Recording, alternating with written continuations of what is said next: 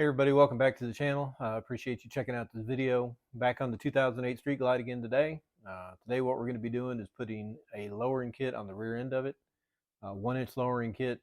This kit actually came on the bike when I got it, but through changing shocks and some other things I've done to it, I ended up taking the kit off. I'm going to be putting it back on today. Pretty simple process. I'll show you how to do it here as we get into it. One thing you're going to need is a jack of some sort. I have a flat jack here. Because we're going to have to hold the rear end at a certain spot, take the shocks off, and then lower the rear end down once we get the new brackets on to bolt the shocks back up. As I said, pretty simple process. You can get these lowering kits just about anywhere. DK Custom Products has some. As I said, these are a used set that I've had since I got the bike. They don't have a brand on them, but they do have a part number 17-109-5, and the other one is the same part number except -6 on the end.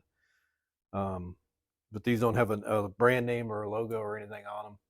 These are made out of steel. I was looking at the DK website earlier. Theirs are made out of billet aluminum.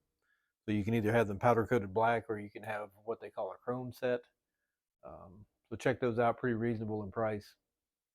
If you're looking to lower the back end of your touring bike, Street Glide, Road King, I think they have different brackets for other bikes on there too, so check them out.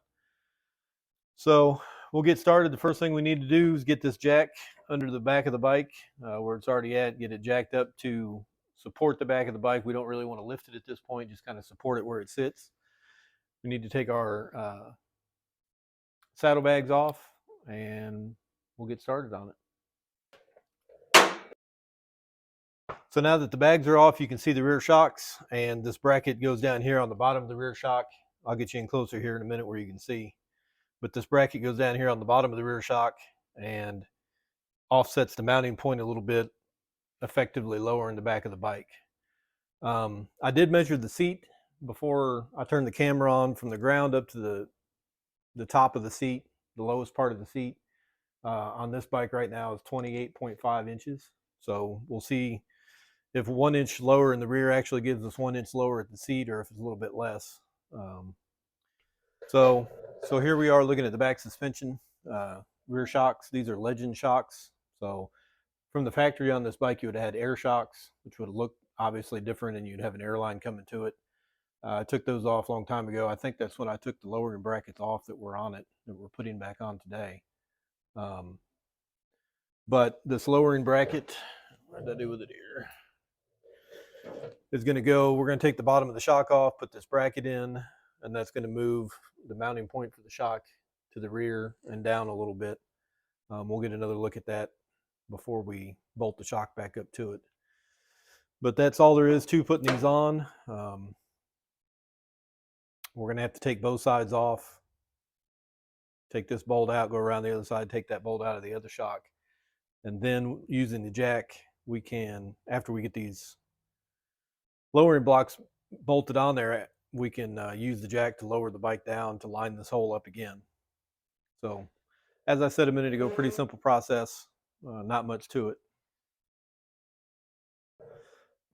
Okay, so I've got the bottom of the shock unbolted. You can see once I move it out of the way, I'm going to take this bracket, slide it over where it's going to be in position. We're going to use the bolt that came with the kit in here to hold this bracket back on, and then we're going to use this original shock bolt to hold the shock on back here. But you can see how these holes being offset, and from the camera angle it doesn't look like a lot, but this rear bolt hole is lower than the front one. So when we put the shock back here, let me adjust the camera. All right, there you go. So you can see when we put the shock back here how much we have to lower the back of the bike in order to line up with that bolt hole. So it's definitely going to lower the back of the bike. I'm anxious to see how much it lowers the seat. Put a little Loctite on these bolts, put them back in place, torque them down. That's all there is to installing these brackets. Like I said, right now I have to go around and take the bottom of the other side off, the shock on the other side, so that I can lower the back of the bike. But that's all there is to putting these on. Let me zip that other side off, and we'll get everything lowered down and start putting it back together. Okay, so I've got both shocks unbolted. I've got the brackets installed on both sides. So now I've lowered my flat jack down, lowering the back of the bike down, which is going to line up this bolt with the hole in the new bracket. Pretty self-explanatory, pretty easy to do. All that's left to do now is start these bolts in here, tighten them down. I'm going to put a little orange Loctite on each one, and that will be it as far as this lowering kit. So yeah, not much to take apart, not much to modify or do while you got it apart. So pretty easy kit to put on, really. I know I've shut the camera off a couple times to do the work, but really there's not that much to it. So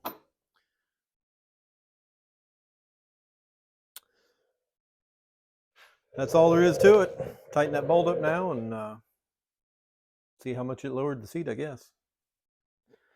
Okay, so that's all there is to it. We've got the bottom of the shocks bolted back up. I've taken the jack down where the bike's sitting back on the suspension again. I just measured the seat. It lowered exactly 1 inch. It's down to 27.5 now. So, but really, that's all there is to it, folks. It's real simple modification to do, real simple kit to put on. Like I said, check in the descriptions. I should have a link there to the kit on DK Customs that I was talking about. But I did notice while I was looking around on the internet, lots of places sell them. So there you go. That's all there is to that. So all we've got left to do is put the saddlebag back on and take it out and ride it. So that's always the fun part of the project, finishing it up and the test ride, I guess. But appreciate you watching this video. If you liked what you saw, please give me a like and a comment. Let me know what you thought of the video. It helps out the channel a lot. So keep an eye out for more videos coming out soon. We've still got the 99 wide glide that we need to do some videos on. Might be more coming here on the street glide. We're still in winter right now here in Kentucky, so I'm trying to do these modifications and upgrades and maintenance on it and all that kind of stuff while I can't be riding. Already done some videos. They're already on the channel. Interfering, tank lifts. Let's see what else. I didn't do a video on it, but I put a new front tire on it. We're going to be putting a new rear tire on it soon. There's something else that skips my mind right at the moment. But anyway, appreciate you watching very much. Come back, look for more. There's lots of videos on the channel if you like trucks, cars, motorcycles, scenic rides, all that kind of stuff's on the channel. So check it out for me. Thank you very much. Have a great day.